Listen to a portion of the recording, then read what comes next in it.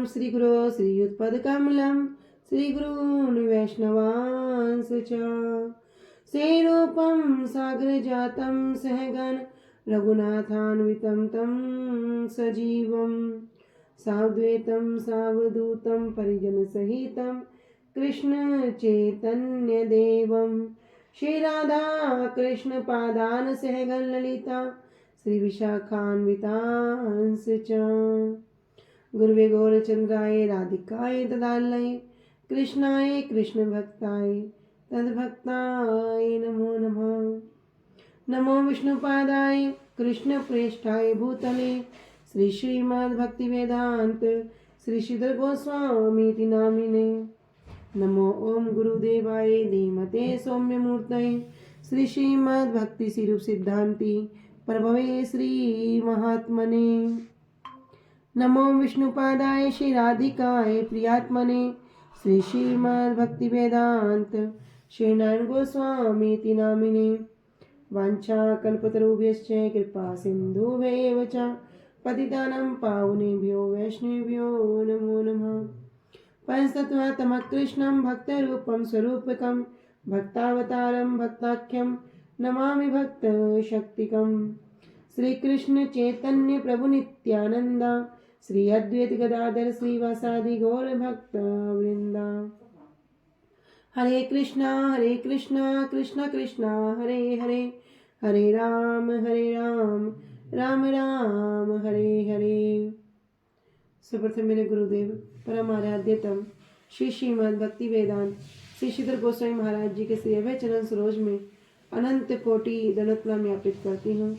तदुपरांत मेरे परम गुरुदेव ने तेला परविष्ट ओम विष्णुपाद अष्टोत्तर शत श्री श्रीमद् भक्ति सिरूप सिद्धांति गोस्वामी महाराज जी एवं नित्यला परविष्ट ओम विष्णुपाद अष्टोत्तर शत श्री श्रीमद् भक्ति वेदांत श्री नारायण गोस्वामी महाराज जी के श्री अभय चरण सरोज में श्रद्धा पुष्पांजलि अर्पण करते हुए उनसे हेतु कृपा की वांछा करती हूँ। उपस्थित वैष्णव जन भक्तवृंद सभी के चरणों में यथा योग्य दंडवत प्रणाम स्वीकारो। सभी को हरे कृष्णा दंडवत प्रणाम।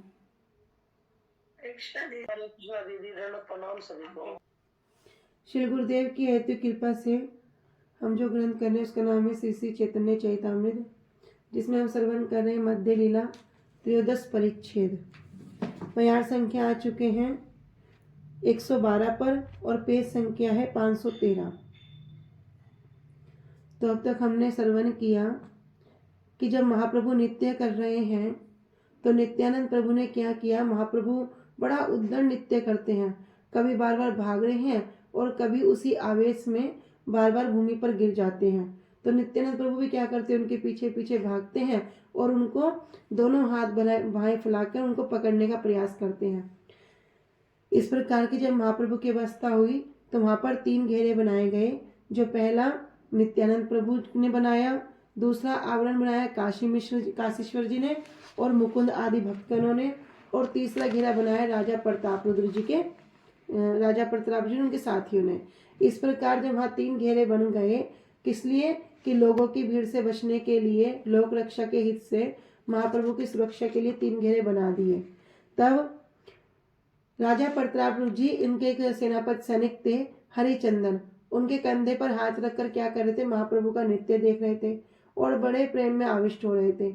इतने में ही श्रीवास पंडित जी उनके आगे खड़े थे। तो बार बार हरिचंदन जी कर रहे हैं, श्रीवास पंडित जी को हटाने का प्रयास कर रहे हैं, किंतु श्रीवास पंडित जी महाप्रभु के नृत्य में इतने आविष्ट हैं कि वे उनकी तरफ ध्यान नहीं दे रहे हैं। किंतु जब बार बार हरिचंदन ने उनको हटाने का प्रयास किया तब श्रीवास पंडित जी को क्रोध हो जाता है और क्या करते हैं, हरिचंदन को एक चाटा लगा देते हैं। इतने में क्या होता है, हरिचंदन को भी क्रोध आता है, किंतु इससे पहले ही राजा प्रताप क्या करते हैं, हरिचंदन को बोलते हैं कि तुम्हारा तो बड़ा सौभाग्य है कि तुमने क्या किया, इन जैसे वैष्णव के हाथ ने तुमको स्पर्श किया। इस प्रकार वहाँ बहुत सुंदर सुंदर वार्ता हो रही है और महाप्रभु बड़ा उद्दंड नृत्य कर रहे हैं। तो उसी नृत्य में क्या हो रहा है, महाप्रभु के जो अष्ट सात्विक विकार हैं वो उनमें उदित हो गए हैं।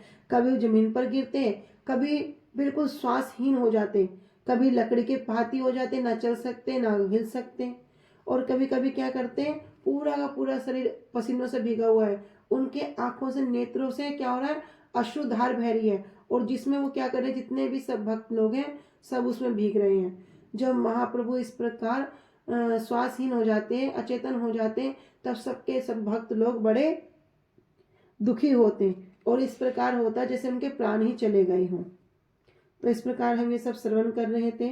कल हमने श्रवण किया कि जब महाप्रभु की इस प्रकार की दशा थी तो महाप्रभु के नेत्रों से जल बह रहा है, नाक से जल बह रहा है और मुख से क्या हो रहा था, मुख से फेन निकल रहा है। उसी फेन को क्या किया, एक भक्त थे जिन्होंने पान कर लिया। उनका क्या नाम था,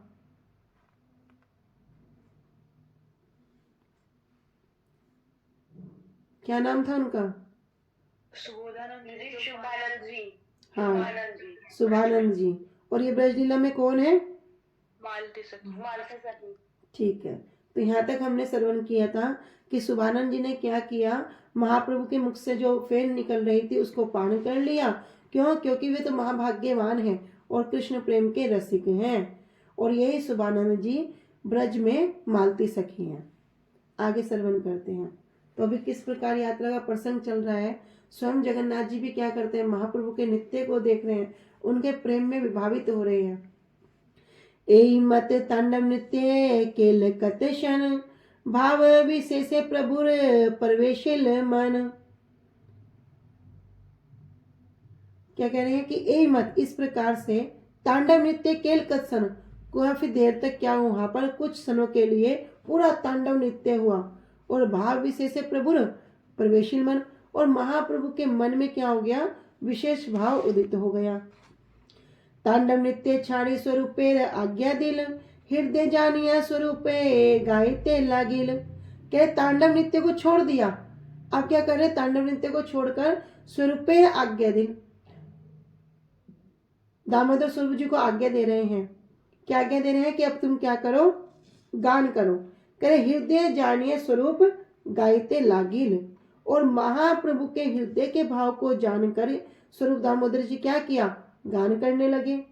तो स्वरूप दामोदर जी को किस लिए कह रहे हैं, क्योंकि जो महाप्रभु के हृदय के भाव हैं ये स्वरूप दामोदर जी के अतिरिक्त और कोई जानता ही नहीं है। तो स्वरूप दामोदर जी वहां पर गान कर रहे हैं, सही ते प्राणनाथ पाइनु जहां लागी मदन दहने झूरी गेनु। कि सही ते प्राणनाथ, मैंने उन्हीं प्राणनाथ को पा लिया। किसको? जहां लागी मदन दहने झूरी गेनु, जिनको जो काम है, जो काम की अग्नि में जिसको मैं जल रही थी, उन्हीं प्राणनाथ को मैंने पा लिया है। इस प्रकार कुछ समय तक तांडव नृत्य करते हुए महाप्रभु के मन में विशेष भाव उदित हो गए। तब उन्होंने तांडव नृत्य को रोक दिया। तब श्री स्वरूप दामोदर जी को गान करने के लिए आदेश दिया और श्री स्वरूप दामोदर जी महाप्रभु के हृदय के भाव को जानकर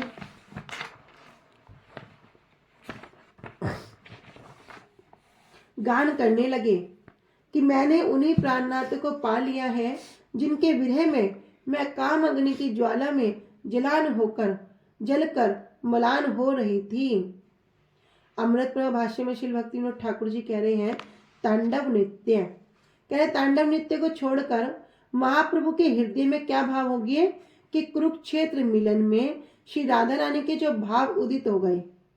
जब कुरुक्षेत्र में मिलन हुआ राधा रानी का, तो राधा रानी की किस प्रकार की हृदय की अवस्था थी, वे भाव अब उदित हो गए। कह रहे बहुत दिनों के विरह के बाद यह जो गीत है स्वाभाविक रूप से आकर उपस्थित हो गया। एई धुइया उत्सरे गाए दामोदर, आनंदे मधुरे नृत्य करे ना ईश्वर। अब श्री स्वरूप दामोदर जी क्या कर रहे हैं, एई धुइया, इसी स्वर का, इसी गान का उस स्वर से गान कर रहे हैं, बार बार इस पद को गान कर रहे हैं। आनंदे मधुर नृत्य करे ईश्वर, और महाप्रभु क्या कर रहे हैं, इस गान को सुनकर बड़े आनंद में नृत्य कर रहे हैं। किस भाव में? राधा रानी के भाव में। धीरे धीरे जगन्नाथ करे न गमन, आगे नृत्य करी चले न सच्चिरे नंदन। तो जगन्नाथ जी भी क्या करते, जगन्नाथ जी भी धीरे धीरे चल रहे हैं, बहुत जल्दी चलते। महाप्रभु के उस भाव को देखते हुए, राधा रानी के जो भाव है, राधा भाव दुति सुलितम नौमी कृष्ण स्वरूपम, राधा रानी के भाव और कांति को क्या करें, महाप्रभु अंगीकार करके आए हैं। तो उसी भाव में अब महाप्रभु भावित हो रहे हैं। तो जगन्नाथ जी भी क्या कर रहे हैं, उनके नृत्य को देख रहे हैं और धीरे धीरे चल रहे हैं। आगे नृत्य करे चले सच्चे नंदन, और महाप्रभु क्या कर रहे हैं, रथ के आगे नृत्य करते करते चल रहे हैं। श्री स्वरूप दामोदर इस पद का बार बार उस स्वर से गान करने लगे और महाप्रभु आनंद पूर्वक उस गान के लय के साथ नृत्य करने लगे। श्री जगन्नाथ जी का धीरे धीरे चलने लगा और सचिनंदन गौरहरि उसके आगे नृत्य करते हुए चलने लगे। तो देखो यहाँ कह रहे जगन्नाथ जी का रथ धीरे धीरे चल रहा है। तो जगन्नाथ जी का रथ चल रहा है, इसका मतलब कोई खींच रहा है, कह रहे कोई नहीं खींचता है। जगन्नाथ जी जब चाहते हैं उसे चलाते हैं और जब चाहेंगे उसे स्थिर करके खड़ा कर देंगे, कोई हिला भी नहीं सकता, कितनी ताकत लगा लो। लेकिन जगन्नाथ जी क्या हो रहे हैं, उस प्रेम में पूरे विभावित हो रहे हैं, उस प्रेम की ओर आकर्षित हो रहे हैं। जैसे जैसे महाप्रभु उस भाव से चल रहे हैं, ऐसे जगन्नाथ जी भी उनके पीछे पीछे चल रहे हैं। अब महाप्रभु क्या करेंगे, जगन्नाथे नेत्र दिया सब नाचे गाए, कीर्तनिया सहा प्रभु पाछे पाछे जाए। कह रहे जगन्नाथे नेत्र दिया, सब नाचे गाए। सबके सब क्या कर रहे हैं, जगन्नाथ जी को देख रहे हैं। सबके सब भक्त जगन्नाथ जी को वहां देख रहे थे। तब महाप्रभु ने क्या किया, कीर्तनीय सहा प्रभु पाछे पाछे जाए। सब कीर्तनों के भक्तों के साथ क्या किया, महाप्रभु पीछे की ओर चले गए। अब जब पीछे की ओर चले गए तो क्या हुआ, जगन्नाथ मग्न प्रभु नयन हृदय, श्री हस्त युगे करे गीतेरे अभिनय। तो महाप्रभु के जो नयन है, नेत्र हैं और हृदय क्या है, सब के सब जगन्नाथ जी में ही आवेशित हैं, उसमें पूरी तरह से डूबे हुए हैं। और श्री हस्त युगे करे गीतेरे अभिनय, और जिस जिस प्रकार से गीत चल रहा है उनके हस्त कमल भी उसी प्रकार से अभिनय कर रहे हैं। गौर यदि पाछे चले श्याम है स्थिरे, गौर आगे चले श्याम चले धीरे धीरे। जगन्नाथ जी की किस प्रकार की लीला है, कह रहे गौर यदि पाछे चले। अब महाप्रभु कहाँ चले गए, अपने भक्तों के साथ पीछे चले गए, कीर्तन मंडली के साथ, तो वहां पीछे नृत्य कर रहे हैं। तो जगन्नाथ जी ने भी क्या किया, कह रहे श्याम है स्थिर, जगन्नाथ जी पूरे स्थिर हो गए, आगे चल ही नहीं रहे। और गौर आगे चले श्याम चले धीरे धीरे। और जब महाप्रभु उनके आगे आगे चलते तो जगन्नाथ जी भी क्या करते, उनके पीछे पीछे धीरे धीरे चलते। ए मत गौर श्यामे दोहा ठेला ठेली, स्वरथ श्यामेर राखे गौर महाबली। तो इस प्रकार क्या हो रहा, गौर और श्यामे दोनों के बीच में, अर्थात महाप्रभु और जगन्नाथ जी के बीच में ठाला ठाली, ठाला ठाली मतलब खींचतान हो रही है। अगर महाप्रभु पीछे जाएंगे तो जगन्नाथ जी वहीं स्थिर हो जाएंगे। अब महाप्रभु भी क्या कर रहे, थोड़ा आगे जाते हैं, फिर जगन्नाथ जी उनको देख के धीरे धीरे चलने लगते हैं। तो दोनों के बीच में खींचातानी हो रही है। स्वर थे श्यामेरे राखे गौर महाबली। तो इस प्रकार जो जगन्नाथ जी क्या है, रथ पर सवार है, स्वरथ है, अपने रथ पर सवार है। किंतु क्या हो रहा, अभी महाबली यहाँ कौन है, महाप्रभु। क्योंकि महाप्रभु ने क्या किया, जगन्नाथ जी को भी अपने प्रेम के वशीभूत कर लिया। तो भगवान क्या है, भगवान तो ऐसे भक्त के भाव के वशीभूत हो जाते हैं, प्रेम के वशीभूत होते हैं। कोई 56 भोग लगाए तो भी छोड़ देते हैं, कोई एक गिलास जल में सिर्फ तुलसी पत्ता देके लगाए उसको भी भाव से ग्रहण करते हैं, कर्माबाई की खिचड़ी भी खाते हैं, मंदिर छोड़कर जाते भी हैं, बोलते मैया जैसी बनाई बस फटाफट दे दो, बहुत भूख लगी है। तो किसी ने कहा क्या भगवान को भूख लगती है, कह रहे हाँ भैया भगवान को भूख लगती है। कह रहे जब भक्त का भाव इस प्रकार श्रेष्ठ हो जाएगा कि ठाकुर को भूख लगी होगी, तब भगवान भी कहते हैं मैया भूख लगी है, मैया भूख लगी है। कहाँ तो अखिल ब्रह्मांड के नायक, और कहाँ सुबह सुबह उठ के मैया यशोदा की गोदी में बैठ जाते हैं, मैया मुझे भूख लगी है। मैया भी क्या करती है, अपना स्तनपान कराने लग जाती है। और जब बीच में कान्हा को छोड़ देती है ना, कान्हा को बड़ा गुस्सा आता है, मटकी फोड़ देते हैं, मटकी फोड़ देते हैं। क्या क्या करते हैं, कह रहे मैया मेरा पेट तो भरा नहीं, दूध की रक्षा करने के लिए चली गई। इस प्रकार कहते हैं कि भैया जो अखिल ब्रह्मांडों के नायक हैं वे भी भक्त के भाव में किस प्रकार वशीभूत हो जाते हैं।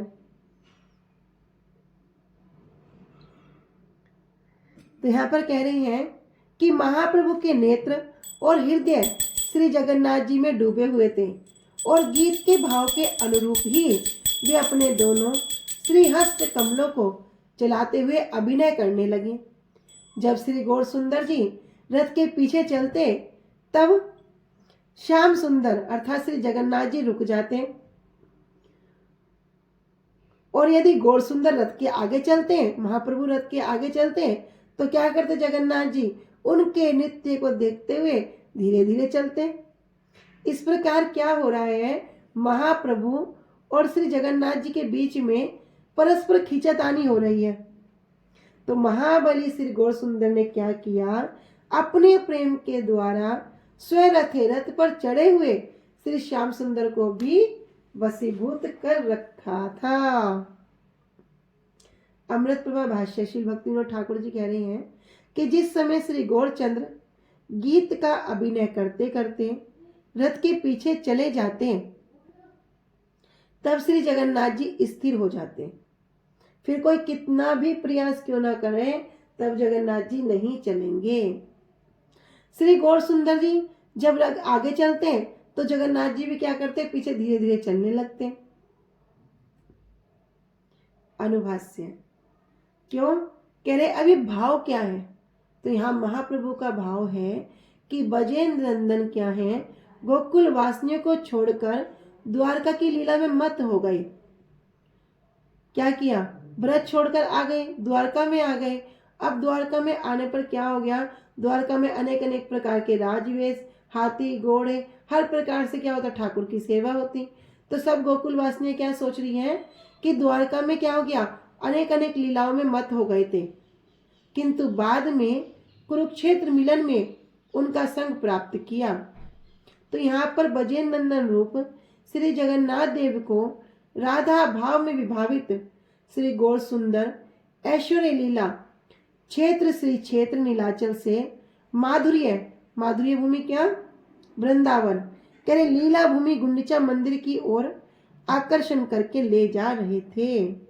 तो अभी कहाँ जा रहे हैं, जगन्नाथ जी का जो स्थान है उनको बोल रहे हैं द्वारका। अब द्वारका से कहाँ लेके जा रहे हैं, वृंदावन। तो जो गुंडीचा मंदिर है उसको कहा गया वृंदावन। कह रहे माधुर्य लीला भूमि गुंडीचा की ओर आकर्षण करके ले जा रहे थे।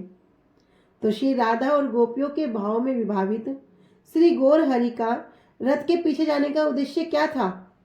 तो कह रहे उद्देश्य यह था कि जो बजेंद्र नंदन है, जो कृष्ण है, ब्रज के भाव को तो भूल गए और उन्होंने क्या किया, राधा रानी का और गोपियों का अनादर किया है। तथापि उनकी चेष्टा से फिर से श्री कृष्ण में ब्रज की माधुरी के उदित होने के कारण ऐश्वर्य लीला से माधुर्य लीला के उत्कृष्ट की उपलब्धि होने पर ही श्री कृष्ण की रथ विजय है। अर्थात क्या बता रहे हैं कि द्वारका में क्या है, भगवान का तो ऐश्वर्य है, वहां पर तो भगवान ऐश्वर्य संपन्न है, अनेक अनेक प्रकार के रत्नों के आभूषण पहनेंगे, बहुत सारे उनकी सेवा में लगे रहेंगे और क्या करेंगे, अनेक अनेक राजवेश। तो वहां क्या है, वहां तो राजा है, तो राजा का क्या है, वहां पर ऐश्वर्य भाव है, किंतु अब ऐश्वर्य भाव से क्या कर रहे हैं, माधुर्य लीला की तरफ ले जा रहे हैं। तो उसी उपलब्धि होने पर ही क्या होगा, इस रथ यात्रा की विजय है। वास्तव में श्री राधा रानी ब्रजवासियों के प्रति आंतरिक सौहार्द के वशीभूत होकर ही श्री कृष्ण जा रहे हैं। अब क्या हो गया, जगन्नाथ जी पूरा प्रेम के वशीभूत हो गए। महाप्रभु कहीं पीछे जाते तो जगन्नाथ जी रुक जाते और जब महाप्रभु उनके आगे नृत्य करते तो जगन्नाथ जी भी धीरे धीरे चलते। तो क्या कह रहे कि पूर्ण रूप से राधा रानी और जो ब्रजवासी हैं इन सबके प्रेम के वशीभूत हो गए और इसी भाव में श्री कृष्ण वहां पर जा रहे हैं। अथवा उनका इसके अतिरिक्त कोई और उद्देश्य है या कोई और उद्देश्य भी है, कह रहे इस विषय में संदेह को दूर करने के लिए क्या किया, महाप्रभु रथ के पीछे की ओर चले गए। महाप्रभु के हृदय के भाव को जानकर श्री जगन्नाथ देव भी रुककर उनकी प्रतीक्षा करने लगे। अब महाप्रभु सब कीर्तन मंडली को लेकर पीछे पहुंच गए, सब पीछे जाकर नृत्य कर रहे हैं। तो महाप्रभु भी ये देख रहे हैं कि जो अभी कृष्ण हमारे साथ जा रहे हैं, ये हमारे प्रेम के कारण जा रहे हैं या इनका कोई और उद्देश्य है। तो तब जगन्नाथ जी क्या करते हैं, अपने रथ को वहीं पर स्थिर कर देते हैं और क्या करते हैं, महाप्रभु की प्रतीक्षा करते हैं। विशेषतः वृंदावनेश्वरी के अभाव में ब्रज भाव के सौंदर्य की संभावना भी नहीं है। जो श्रीमती राधा रानी है, उनके अभाव में क्या होगा, जो ब्रज भाव का सौंदर्य है उसकी संभावना भी नहीं की जा सकती। श्री जगन्नाथ जी को प्रतीक्षा करते देखकर गोपी भाव के सामर्थ्य को समझ गए। तब श्री गौर सुंदर के उत्साहित होकर आगे बढ़ने पर श्री जगन्नाथ देव जी भी लज्जित हो गए और क्या कर रहे, धीरे धीरे उनका अनुगमन करने लगे। श्री राधा आदि गोपी भाव में भावुक श्री गौर का अनुगमन और श्री गौर के लिए प्रतीक्षा करने की योग्यता श्री जगन्नाथ देव में देखी जाती है। इसीलिए श्री जगन्नाथ जी के प्रति महाप्रभु के भाव और महाप्रभु के प्रति जगन्नाथ जी के भाव, दोनों के इस प्रकार के भाव को ठेला ठेली या युद्ध में श्री राधा रानी के भाव विभावित महाप्रभु अथवा उनका प्रेम ही अधिक बलवान है।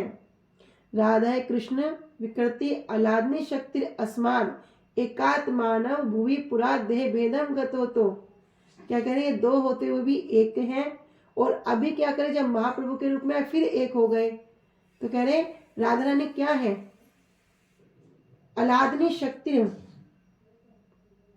ये जिनके प्रेम की जो शक्ति है श्रीमती राधा रानी ही। तो इन्होंने क्या कहा, राधा भाव धुति सुलितम नौमी कृष्ण स्वरूपम। तो भैया राधा रानी क्या है, राधा रानी के भाव और रंग कांति को जो महाप्रभु लेकर आए उन्हीं को मैं प्रणाम करता हूँ। नाचिते नाचते प्रभु हैला भावंतर हस्तुली श्लोक पड़ी करे उच्च स्वर। नाचिते नाचिते प्रभु हैला भावंतर, नृत्य करते करते महाप्रभु का जो भाव अंतर, जो अंदर का भाव है वो उदित हो गया। हस्तुली श्लोक पड़ी, हाथों से ताली दे रहे हैं, हाथों को ऊपर उठा लिया और श्लोक पढ़ रहे हैं। कैसे, उच्च स्वर से गान करने लगे। क्या गान कर रहे हैं, यह को महारहा सा एव ही वरस्ता एव चैत्र क्षपास्ते चोन्मिलित मालती सुरभ्य प्रौढ़ा कदम बृला सा चैव अस्मि तथापि तत्र सुरत व्यापार लीला विधो सेवा रोदसी वेतसी तरुतले चेत सम उत्कंठते। तो ये श्लोक हमने पहले भी श्रवण किया है। कह रहे या को महारहा सा एव विवरस्ता, जिसने क्या किया, एक नायिका अपनी सखी से कहती है कि जिसने कुमार अवस्था में मेरे चित्त को हरण किया था, अब वही मेरा वर है। अर्थात वैवाहिक पति है, उसके साथ कुमार अवस्था में प्रथम मिलन के समय जो चैत्र माह की ज्योत्सनामयी रात्रि थी, अब भी वही चैत्र माह का ज्योत्सानम्य रात्रि काल है। प्रथम मिलन के समय की भांति खिली हुई मालती पुष्पों की भीनी भीनी मधुर सुगंध युक्त वायु अब भी कदम वन की ओर प्रवाहित हो रही है।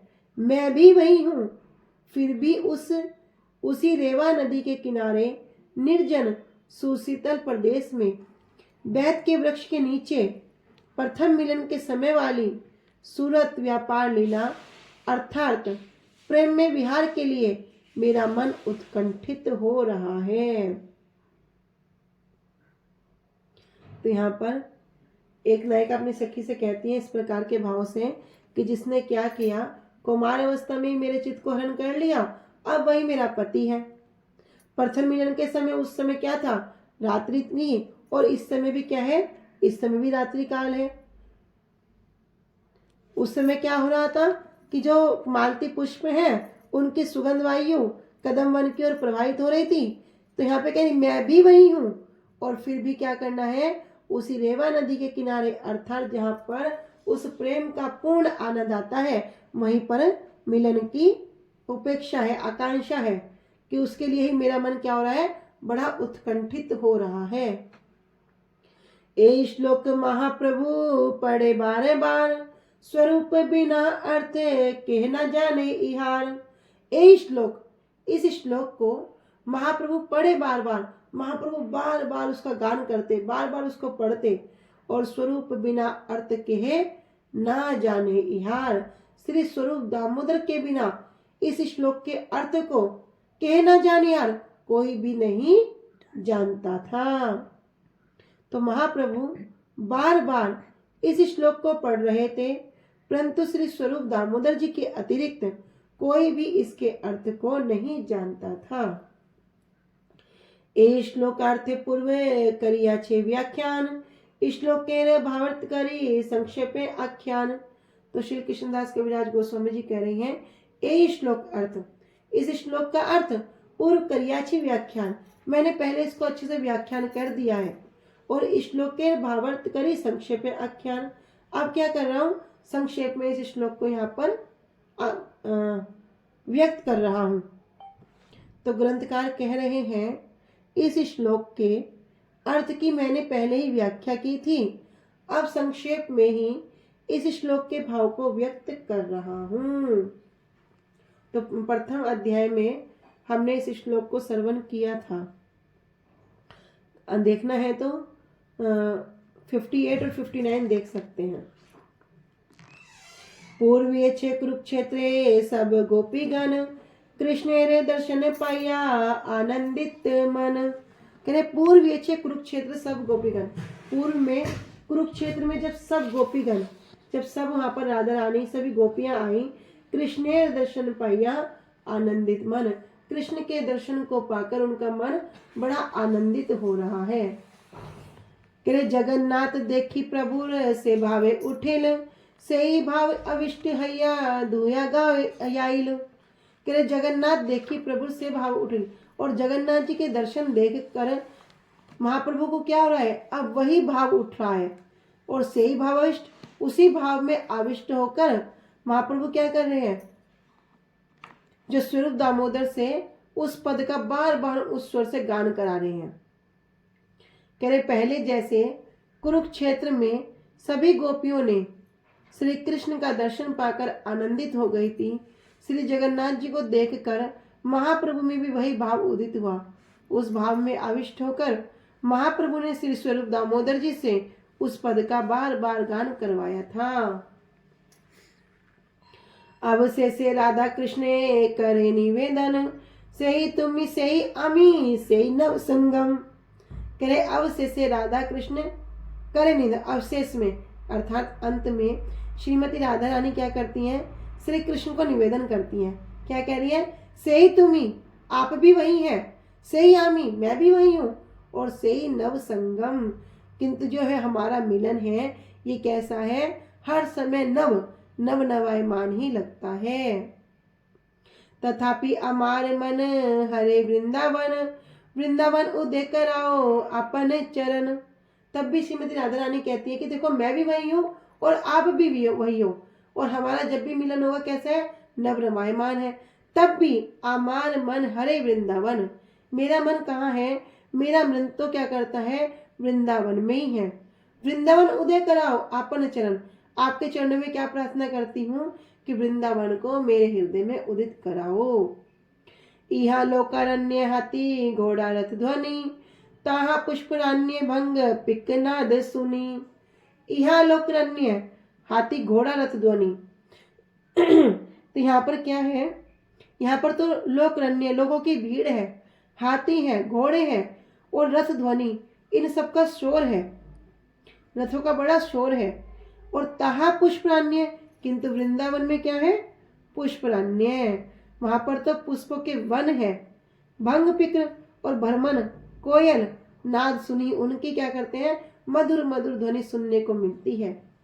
एही राजवेश संगे सब क्षत्रिय गण, तहा गोप वेश संगे मुरली वादन। एही राजवेश, यहाँ पर तो क्या है, आपका राजवेश है, संगे सब क्षत्रिय गण, और साथ में सब क्षत्रिय गण हैं। तहा गोप वेश संगे मुरली वादन, किंतु वहां पर आपका कैसा वेश है, आपका गोप वेश है। संगे मुरली वादन, और संग में क्या करते हैं आप, मुरली को वादन करते हैं, मुरली की ध्वनि सुनते हैं। आमालैया पुण्य ब्रजे तोमार संगे सुख, यही सुख आस्वादन, से ही सुख समुद्रे इहा नाही एक कन। तो राधा रानी क्या कह रही है, ब्रजेर तोमार संगे जे सुख आस्वादन, जिस प्रकार का भाव ब्रज में जो सुख प्राप्त होता है उसका सुख आस्वादन यहाँ नहीं हो सकता। कह रहे से ही सुख समुद्र यह नहीं एक कण, वो क्या है, वो तो सुख का समुद्र है, किंतु यहाँ पर तो उस सुख के समुद्र का एक कण भी प्रतीत नहीं होता। आमालैया पुण्य लीला कर वृंदावने, तबे अमर वनवंशा है पुरने। आमालैया पुण्य लीला, अब क्या करो, आमालैया मुझे साथ लेकर पुनः लीला करो। कहाँ पर करो, वृंदावन में पुनः लीला करो, तभी क्या होगी, अमार मनोवांछा, मेरी जो मनोवांछा है तभी हईता पुरने, वह पूर्ण होगी। अंत में श्रीमती राधिका श्री कृष्ण से इस प्रकार निवेदन करने लगी, आप भी वही हैं, मैं भी वही हूं, और हमारा मिलन भी नव नवायमान है। तथापि मेरे मन को तो वृंदावन की स्मृति ने हरण कर रही है, अतः आप वृंदावन में अपने चरण धरो, अर्थात वृंदावन में प्रवेश करो। यहाँ पर लोगों की भीड़, हाथी घोड़े और रथों का बड़ा शोर है, बड़ा कोलाहल है, परंतु वृंदावन में पुष्पों के वन है, भ्रमर है, कोयल की मधुर ध्वनि सुनाई देती है। यहाँ पर तो आपका राजवेश है और साथ में योद्धा भी है, किंतु वृंदावन में आपका गोप वेश है और यहाँ पर आप मुरली वादन करते हैं। इस स्थान पर रणभूमि का परिवेश है, प्रेम रस आस्वादन के अनुकूल वातावरण यहाँ पर नहीं है, इसलिए ब्रज में आपको साथ जो सुख का आस्वादन होता है उस सुख समुद्र का तो यहाँ एक कण भी नहीं है। इसलिए क्या करो, आप मुझे साथ लेकर उन्हें उसी वृंदावन में आप लीला कीजिए, तभी मेरी मनोवांछा पूरी होगी।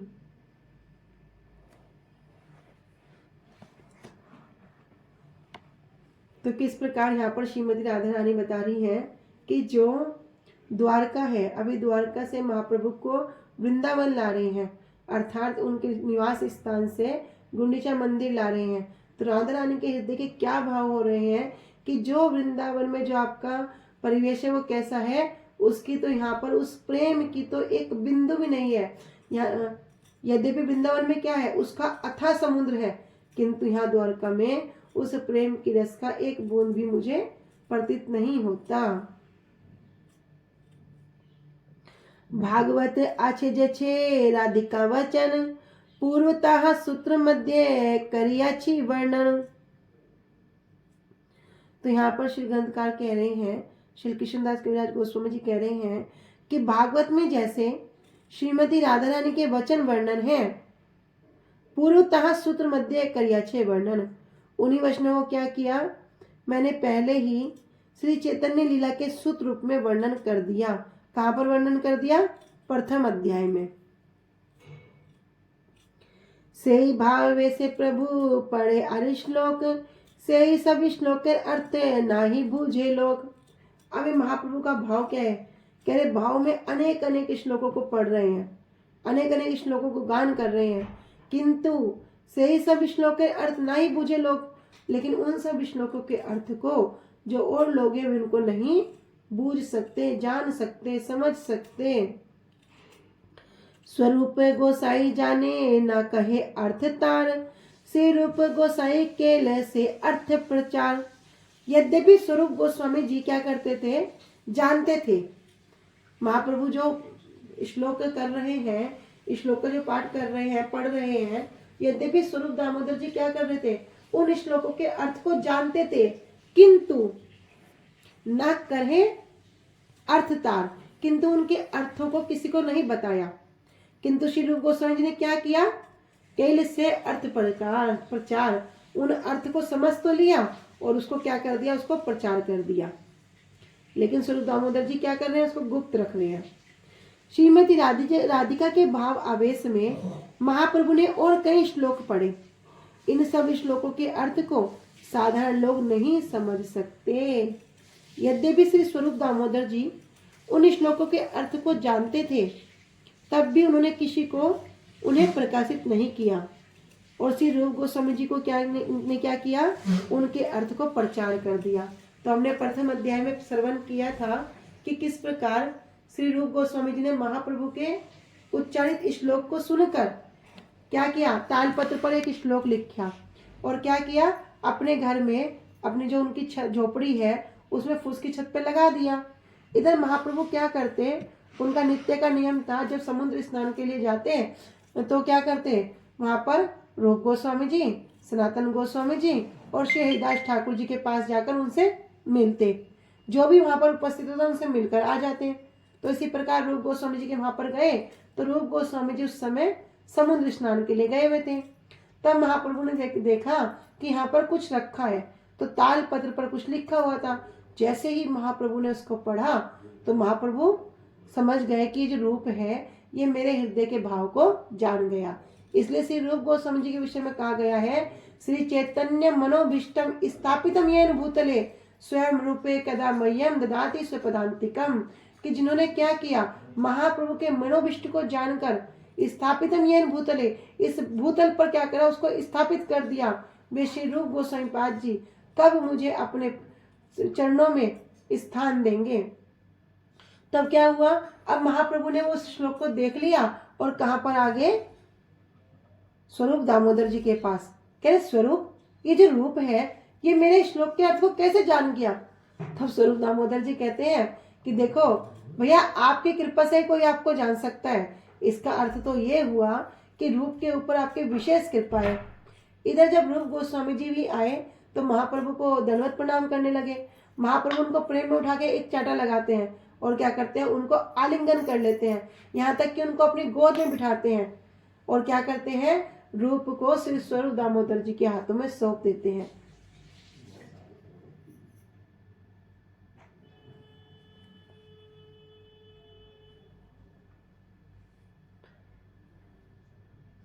आगे चलते हैं।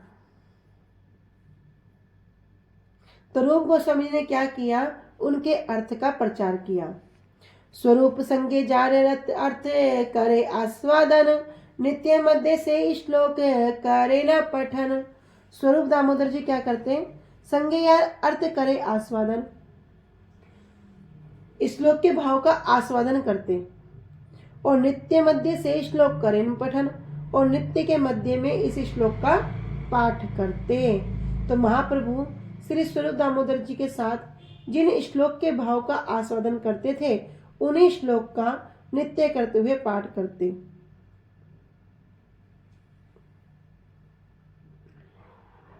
आहुश्चित नलिन नाव पादार विंदम, योगेश्वर हृदय विचिन्त्य अगाम बोधहि, संसार को पतितो उत्तरान अवलंबम, गेहम जुसाम अपि मनस्यु दियात सदानः।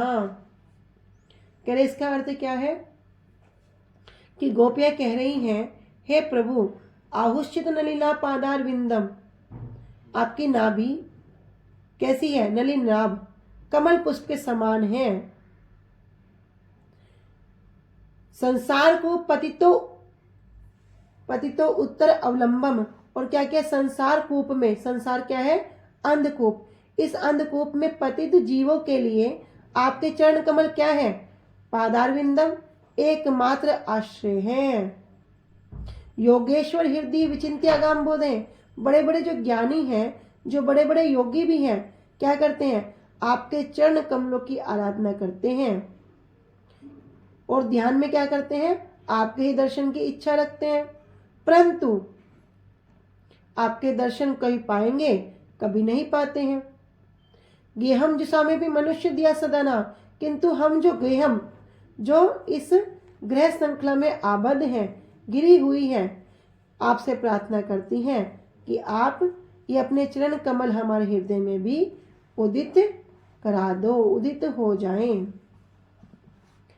तो गोपियों ने कहा, प्रिय प्रभु, आपकी नाभि कमल पुष्प के समान है।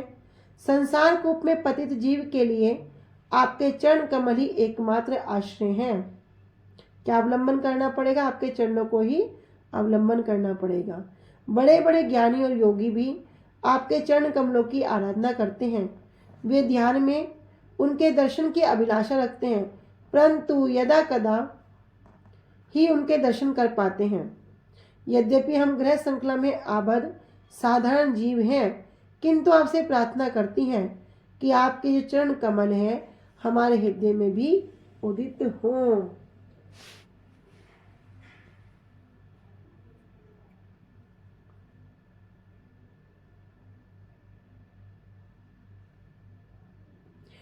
अन्य हृदय मन मोर मन वृंदावन, मने वने एक करी जानी।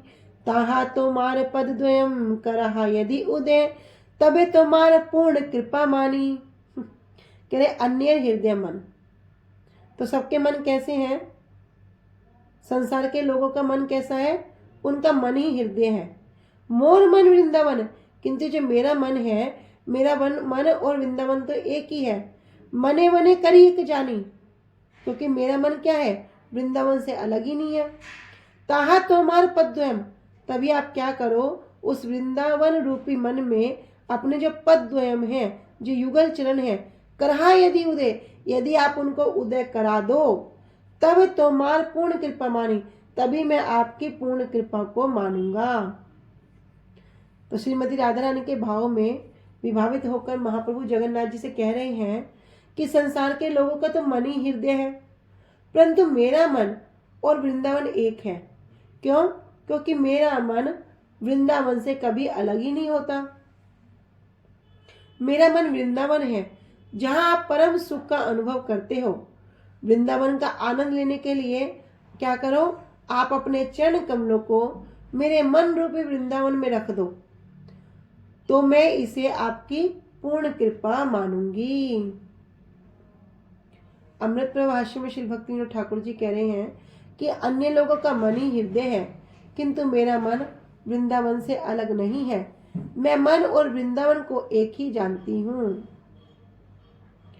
प्राकृत मानव संकल्प और विकल्प आत्मक धर्म से युक्त हृदय को मन मानता है।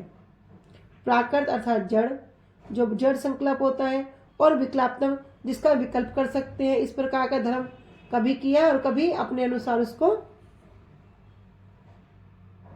यूटिलाइज कर लिया, प्रयोग कर लिया। कह रहे उस धर्म को से युक्त जो हृदय है उसको मन मानता है। कह रहे प्राकृत भोग बुद्धि परित्याग करके मैं क्या करा, अपने श्री कृष्ण सेवा परायण चित्त को ही श्री राधा कृष्ण की विहार भूमि वृंदावन मानती हूँ। कैसे? प्राकृत भोग बुद्धि, जो अभी तक हमारी जो जड़ भोग बुद्धि है, इसको क्या करना पड़ेगा? पूर्ण रूप से परित्याग करना पड़ेगा। जब इस प्रकार परित्याग हो जाएगा, कह रहे अपने श्री कृष्ण सेवा परायण चित्त को, जिनका चित्त एकमात्र श्री कृष्ण की सेवा में ही आवेशित हो गया, ऐसे चित्त को ही श्री राधा कृष्ण की विहार भूमि, जहाँ पर राधा कृष्ण नित्य विहार करते हैं, जो क्या है उनका निज घर है, उसको ही वृंदावन मानती हूँ। प्राकृत विषय चेष्टा रहित मन को वृंदावन से अभिन्न मानती हूँ, जिसमें प्राकृत विषय क्या है, उसकी कोई भी चेष्टा नहीं है। एकमात्र चेष्टा क्या है? श्री कृष्ण सेवा परायण। तो आज हम यहीं तक रखते हैं, आगे कल श्रवण करेंगे। वांछा कल्पतरुभ्यश्च कृपा सिन्धुभ्येव च पतितानां पावनेभ्यो वैष्णवेभ्यो नमो नमः। श्री गुरुदेव की जय। अनंत कोटि वैष्णव वृंद की निताई गौर प्रेमानंदे। हरि हरि बोल। निताई गौर प्रेमानंदे। हरि हरि बोल। निताई गौर प्रेमानंदे। हरि हरि बोल। हरे कृष्णा। सभी को दंडवत प्रणाम।